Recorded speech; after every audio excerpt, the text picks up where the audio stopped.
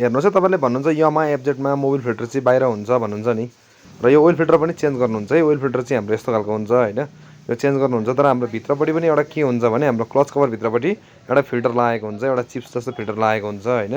र हाम्रो फोरहरू चाहिँ त्यहाँ पनि आएर जम्मा हुन्छ, एकदम ठुल्ठुलो फोरहरू होइन। यस्तो हेर्नुहोस् त, इन्जिनमा जुन फोरहरू हुन्छ त्यो चाहिँ यहाँ आएर बस्छ है। यो जालीमा आएर यसरी धेरै भएर बस्यो भने चाहिँ हाम्रो बाइक हिट हुने होइन, एकदम बाइक तातिने हुन्छ है त। र यसरी फोरहरू आएर बस्दा पनि हामीले याद नगरिकन हामीले बाइक यतिकै चलाइराख्यौँ भने चाहिँ यो जाली पुरै बन्द भयो भने चाहिँ हाम्रो बाइक एकदमै ज्यादा तात्न थाल्छ होइन। र साउन्ड पनि बाइकको आवाजहरू बिग्रिन थाल्छ। त्यसपछि हाम्रो बाइकको त्यति गर्दा पनि हामीले खोलेर यसरी फोरहरू निकालिएन भने चाहिँ हाम्रो बाइकको इन्जिन पनि सिज हुनसक्छ है त। त्यही भएर यस्तो कुराहरू चाहिँ हामीले याद गर्नुपर्छ। र कहिलेकाहीँ हामीले यसरी क्लच कभर खोलेर यो भित्रपट्टि पनि सफा गर्नुपर्छ। हेर्नुहोस् त, फोरहरू कति धेरै छ। यस्तो फोरहरू धेरै जम्मा भयो भने हाम्रो यो जाली पुरै बन्द हुन्छ होइन। र जाली बन्द भयो भने हाम्रो मोबिल पास हुँदैन। मोबिल पास नभएपछि हाम्रो इन्जिनलाई चाहिँ क्षति गर्छ है त।